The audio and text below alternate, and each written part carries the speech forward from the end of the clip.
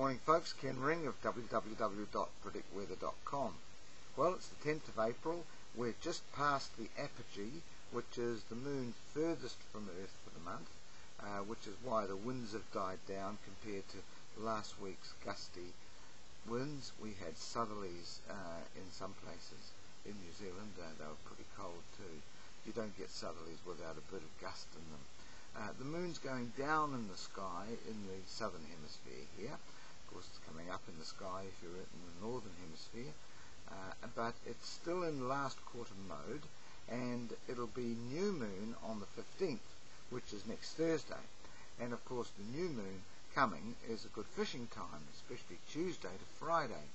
So if you're a keen fisherman, that's the time you should have some excellent chances of catching stuff. The water is coming back into the estuaries and the rivers.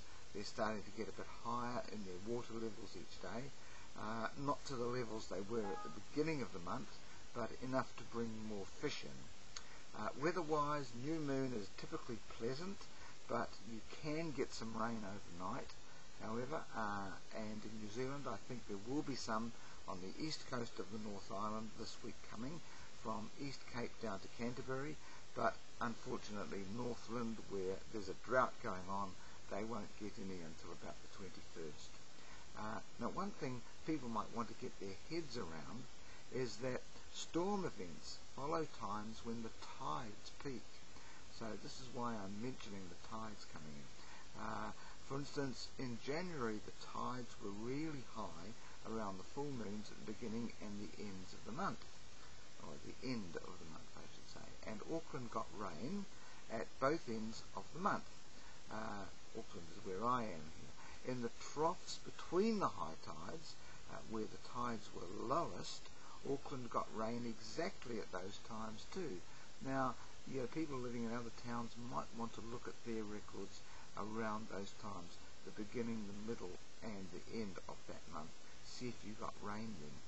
At each of these four times, the barometer, that's the beginning, the middle and the in-betweens, the barometer suddenly took a dive as well, which means the air pressure is to a large extent working with the tide heights.